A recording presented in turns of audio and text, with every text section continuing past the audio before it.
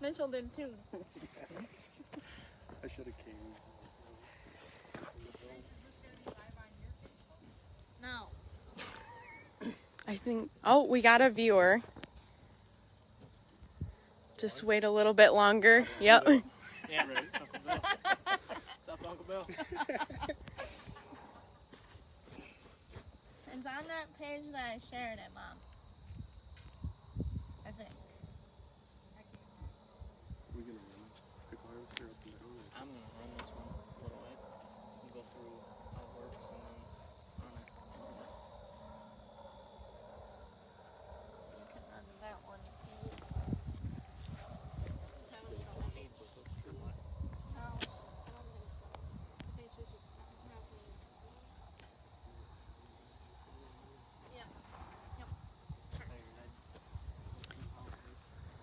All right, hello everybody that is on so far. I'm sure people will trickle in and off throughout the next half an hour, but I am here at Kenny Bros Farms with the Kenny family. I am Ambassador Madelyn Cary doing a harvest hangout with them, and I'll let Grace introduce her family. Hi, I'm Grace Kenny. I am daughter of Pat Kenny, who is a partner in the farm with his brother Greg. And then over here we have our operators, Brandon and Mitchell. Mitchell has been running a harvester since 2013. He is very, very good at it. So he's going to run the harvester for us later today. And Pat here is going to talk about our farm a little bit. All right, let me tell you a little bit about how tonight's gonna go. First, we're gonna talk about their farm and the history, and then we're gonna go in and we're gonna talk about the pickles and what that looks like for them, and then they're gonna run the harvester. So let me turn this around. And the first question for Pat is, how did you get involved in agriculture? What is your story? Actually, I grew up in it. My dad, my uncle started the farm. Well, they took over the farm from their dad. But as far as I grew up in it, so we started growing pickles in 1960s. I've been growing pickles ever since. What generation are you? I am the 4th generation, and Mitch and Grace are the 5th. All right, Grace, now you can take it over and tell us a little bit about the pickle crop. Okay, so one of the biggest things about Michigan is we are the #1 producer of pickling cucumbers in the United States. So the crop that you see here around us is part of 35,000 acres that Michigan grows every year. And we have the most acreage of every state, with Florida running about 25,000 acres. They are a short day crop. They grow in 50 days from plant to harvest. They should be ready about 50 days. For the most part, they grow fairly fast unless you're trying to get them out, and then they slow down quite a bit with your cold nights, and your warm days will help them grow. But about right now, it takes a little bit longer than the average grow time, just because the nights are starting to cool down a little. And once they start to blossom, we put in a trailer of bees, and they go in and they will pollinate all of the blossoms that come up on the plants to produce the fruit. And once that happens, they're here until harvest, and then after harvest they get taken for the winter to California. Minimum of 1 hive to 2 acres. Yep, so there's a lot of hives, so Dad just said minimum of 2 hives per 1 acre. Nope. The opposite. Opposite, sorry. Hive to 2 acres. 1 hive to 2 acres. And Dad, how big would you say this field is? This is 175 acres. So this field is 175 acres. And you can see all those white stakes there is some research from Michigan State they're working on downy mildew. I am one of the people that work on this plot right here. The pathogen Pseudoperonospora cubensis creates lesions on the leaf that kill the plant. So we're trying to prevent that by using different fungicides, and that's what this plot over here is for. That plot right there. All those stakes. All right. So now I'll hand it off to my brother and he'll talk about the machine a little. All right. Alright, once the pickles are ready to harvest, you have about 1 day to get them off. When they're ready, they're ready. You can't wait, whether it's rainy or whatever's going on. So, the blade up front here goes underneath the pickle, brings the plant up, and it comes up onto the chain. Chain starts to knock dirt off and, you know, get some of the excess dirt away from the pickle. Comes up here to these rollers, which spin real fast and actually yank the vine off the plant, and the pickles fall down underneath. Brings them and collects them on underneath and brings them to the back, where it'll go through a oversizing chain. So anything bigger than the pickles we're looking for will go over the back, and then the rest will go up into the Ferris wheel on the back. That brings them around and up into the bin. And that's pretty much it. There's any excess dirt, it's this hedgehog belt, we call it, and vines that kicks any extra that made it through off. And the unloading auger on the stuff. We run when the fields are dry, we can run the semis right next to the harvester. And when they're wet, we have a cart that comes in, so we don't get the truck stuck in the field. But that's pretty much it. I'll get in and start it up, and you can ask these guys questions or.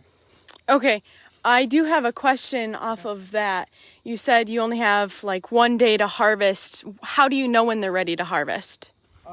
We'll have scouts come in. We got my littlest sister and, you know, cousins or whoever's doing it. It changes from year to year. But we'll come in about when the time is getting ready to harvest, and they'll go out and pick spots in the field and sample them. Grace used to do it, actually. She could answer. You want to talk about it? So we take about 3 rows for 8 feet, and then so it's supposed to be like 1/1000th of an acre, and depending on how big the field is, we'll take 1 to 3 samples. Sometimes we have fields there where we take 8. It depends on the size of the field. And so we go through and we pull up every plant by hand, and then we remove every pickle from there, and then we have a grading. So this is your 2As here, your 2Bs, 3As, 3Bs, and 4As. Your 4As are your oversized, and you want them to be at like this size here in order to be ready to harvest. So we take an average and we mark down what the size of every cucumber that we pull off the plant is, and then we give that data to my dad and my uncle who run my other uncle who runs our pickle grading facility, and from that they make the decision on whether it can wait a day or it can be harvested that day. Okay. So That's pretty cool. It goes on diameter of the pickle. Mhm. Yeah, basically we harvest anything from 1 inch to 2 inches in diameter. Everything over 2 inches is oversized, and basically everything under 1 inch is too smooth. The machine usually drops them or eats them. But So basically we sit here and we drop in each hole like that, and when it falls through, that's what we consider that would be a 3A. Okay. So Cool. All right. And when your percentages get mostly 3 Bs and 3 As, you know, 1.5 to 2 inches, that's where your most money's at. And that's when we, you know, when your biggest percentage gets to that area, that's when we go. What do you do with the pickles that are too big? Do they just... A lot of them get thrown back right on the ground to this oversizing chain. This is actually over. It's like a 2 1/8, the gap here. And if it's bigger than a 2 1/8, it'll just ride over and go back on the ground. Okay. So that's what we have. A lot of people while we're harvesting stop in, and they are able to come through and pick up whatever's left on the ground. Yeah, that's cool. Yeah, we get a lot of folks out here picking up pickles after the harvesters. All right. Mitchell, are you ready to Yeah. run one? Okay. It's going to get pretty loud. If any of the viewers have questions, comment them down below and we will answer them.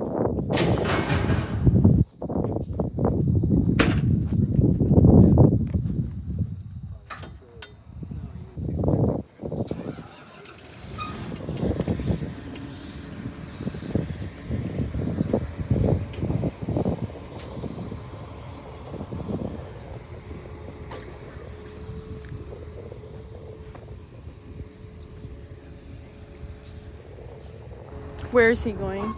He'll go right down them roads there. Okay.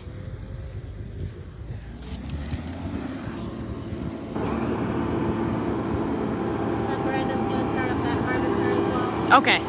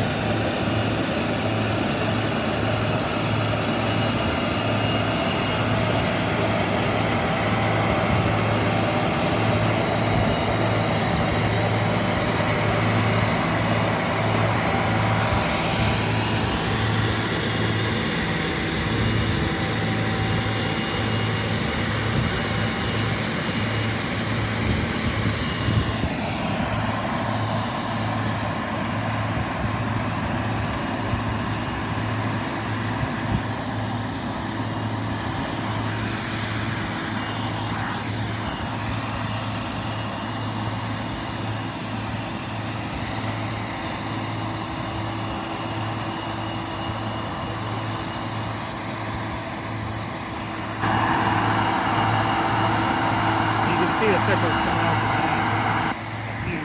Yeah. For the viewers, you can see the pickles falling back right there.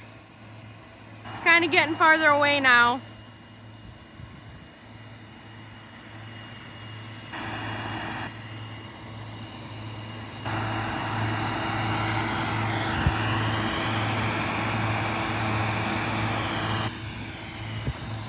Each machine can do 40 to 50 acres a day. We have 3 that run all the time. It's been cold the last few mornings, so they've slowed down. I thought this field would be done by now, but it's probably going to be another day or 2 before we're in here.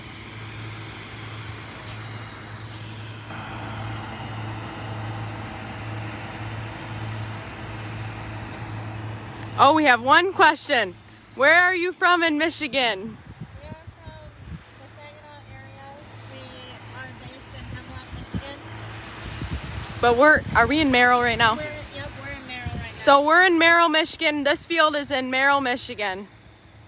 Our grading shed is actually in Merrill also. All right. We have an identical grading place out in Delaware too. Cool. Right. It's over there. And then that one down there.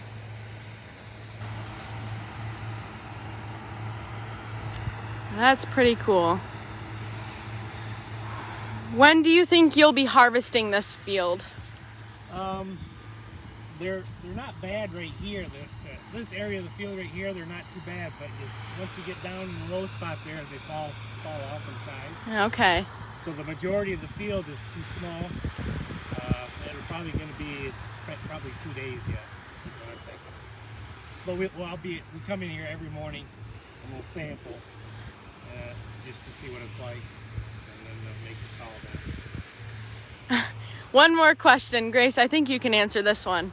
Do you prefer dill pickles or bread and butter pickles? I do not eat pickles. That's a question for my dad. Okay. Bread and butter are my favorite. I personally prefer dill pickles. I know I'm not the pickle farmer, but I can tell you that. I like dill, but I prefer my bread and butters. Do you ever get sick of them? No, because my wife doesn't buy them very often. She doesn't like them either. Now he's coming back this way. I get laughed at a lot because I'm a pickle farmer who doesn't like pickles. Did you ever eat them when you were younger? No. I can sometimes eat them out of the field, but It's probably when they even taste the best. cucumbers, I don't eat that frequently.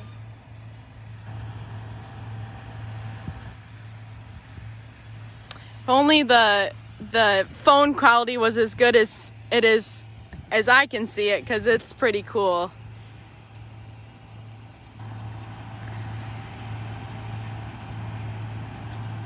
You can see them going up.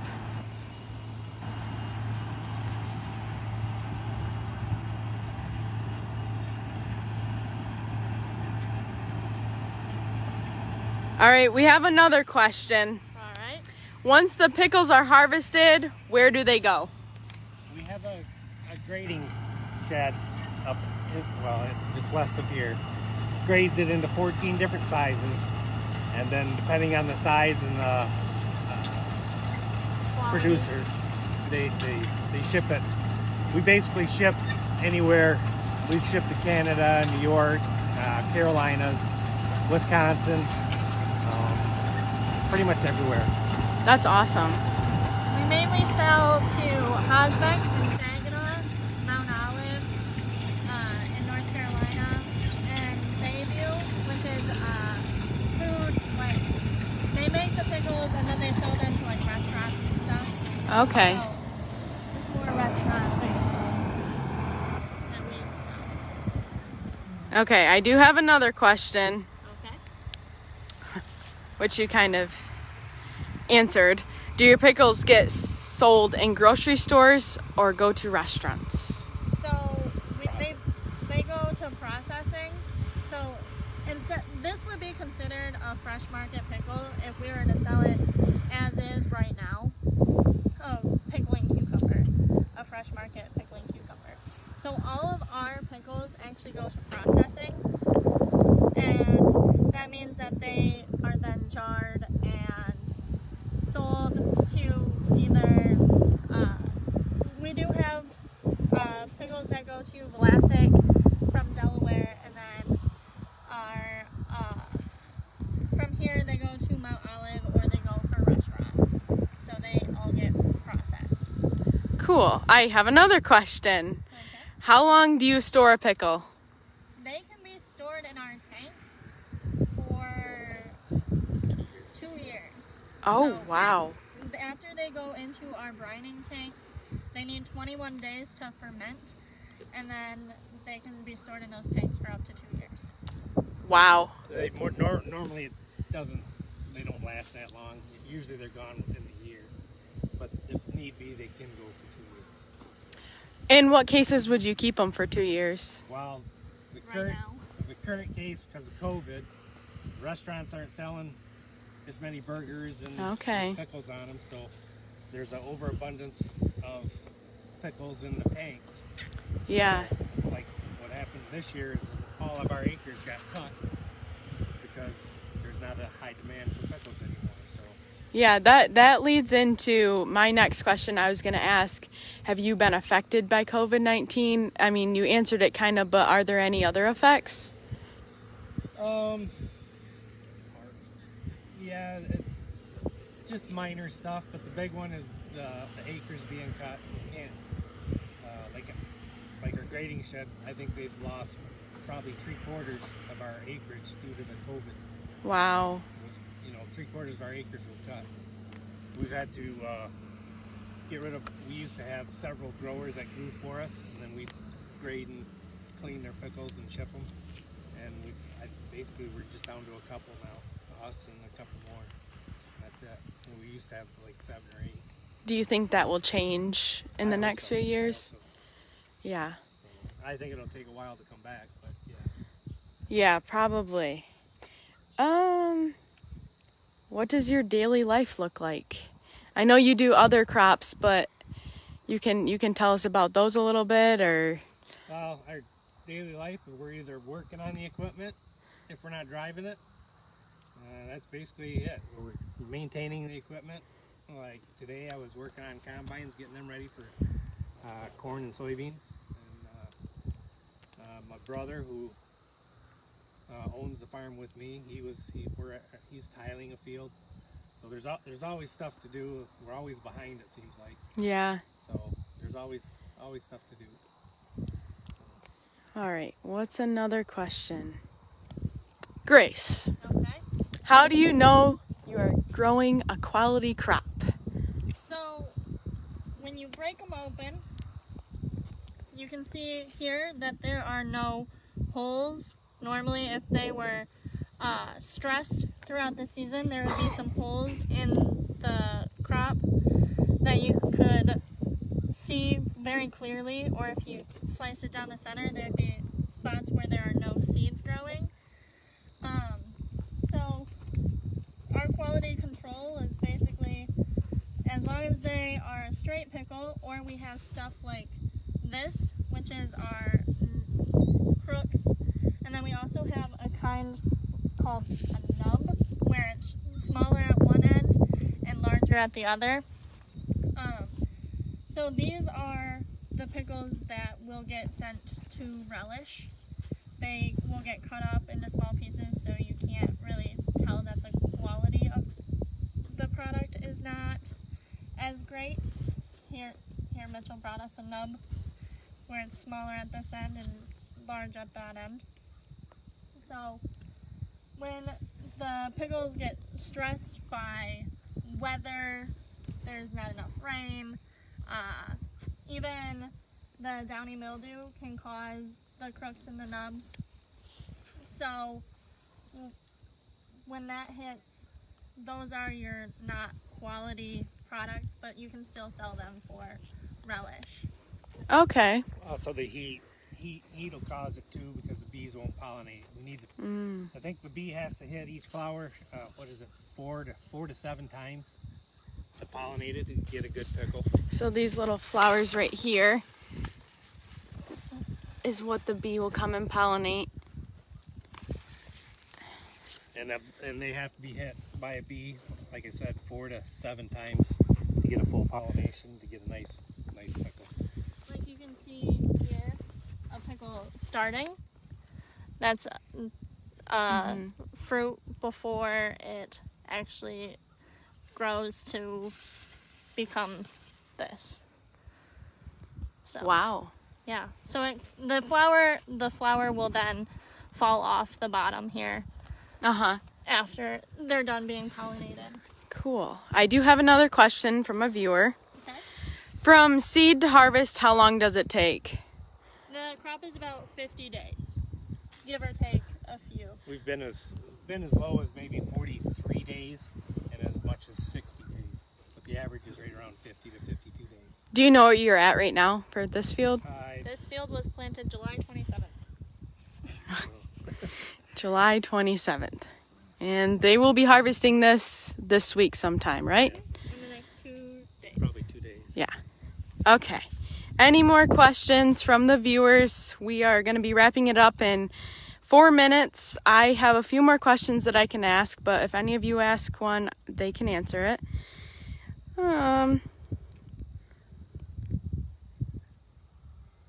Let's see, what's a good one? How about another question. Do you work with local beekeepers? Didn't you say you get them? Yeah, we have two people that we get our bees from. One's over on the eastern part of the state, and one's over on the western part of the state. And they bring in, and we put them on our trailers. Makes them easier to move around, and that way we can, when one field gets done pollinating, they're only in there for maybe 2 weeks, and then we move it to the next field. And when we move them, we have to move them at least 2 miles. Otherwise, bees will tend to go back to the same spot if you don't move them outside of a 2-mile area. Oh, wow. So you have to move them at least 2 miles. You have to move them at night. Yeah, at night or morning. Preferably. Cool. So we can get by with, you know, a couple hundred hives will do 1,000 acres of pickles, because you can move them several times. So. Okay. Would you like to tell us about your other commodities? What other commodities do you do? We grow sugar beets, corn, soybeans, and sometimes wheat. Cool. And corn and soybeans aren't, markets haven't been, because of COVID, markets have fallen quite a bit, so we're looking at doing more wheat probably next year. Okay. Do any of you have anything else to say? Anything you'd like to add? Grace, do you want to tell us a little bit more about your research plot over there? Or? Sure. So, downy mildew is it's a fungus of sorts. It's called an oomycete. It's actually closer related to algae than fungus, but they cause these little. They cause the leaf to kill itself, is what it does. So every vein you can see in the pickle, it creates like a mosaic pattern of the leaf killing itself. And then when you flip it over, this one is kind of already past its due, but normally there is like a grayish mold growing on the bottom here, and that is your spores. And over there we have a couple of spore trapping machines. They're called Burkhart's. They suck air in, and there's a reel inside of it that spins as it's like a winding toy. You wind it up and then it'll spin. Sticky tape. And it has Vaseline on it, so it collects everything that is in the air. And then I take it to Michigan State every week, and they do a PCR result on it. So polymerase chain reaction. It's really sciencey, and I have no idea what it means. Hopefully my boss isn't listening. And they get hits for the actual pathogen, not the disease itself. And so when that gets triggered every season, because it comes in the air from either greenhouses within the state or from Florida, it comes. So we spray different fungicides. I have one trial that shows all the different fungicides that you can use to prevent downy mildew, and we just see if it's still lasting, because it mutates fairly frequently, or we get different populations of the disease every year, so some get affected by fungicides and sometimes they don't. And then we also have forecasting, because with downy mildew, they have to spray every 5 to 14 days. It's a very deadly pathogen for cucumbers, and it can ruin up to 100% of your crop if you don't spray for it. So I have a timing to time the different sprays that can occur. So I have a model for the 5 to 7 days. I have one for 7 to 10 days, and then I'm using different timings based on degree severity values. And so once I get so many degree severity values, I spray. Michigan State have a very good website where they have several of these spore traps all over the state, and we like to look at them to know how often we need to spray. And you can go on there and check their spore counts for each spore trap they have. This year they don't have the counts. They just say you have that. That's another. And that's also because of COVID. They don't have the people in the labs. So we can't have any people in our lab this year. So instead of doing spore counts, we're strictly just doing the PCR results. Hopefully that'll change again next summer once we're allowed to have more people in our lab, and we'll be back to counting so that we know when a good time to spray is. Cool. I do have one question. How many years can you plant the same crop in a field? I assume you have crop rotation. Yeah, we'd like to keep a crop rotation because of disease. The disease gets more prevalent the more you that goes with any crop. The more you plant, the more disease pressure you're gonna have. So we like to keep a nice rotation. Like sugar beets, we maintain a strict rotation of 5 years on sugar beets. Oh wow. And pickles, we can do those every other year, but we like to spread it out for at least a 4-year rotation. To get the nutrients. Soybeans every other year. But beets is probably the longest. We like to keep a 5-year rotation.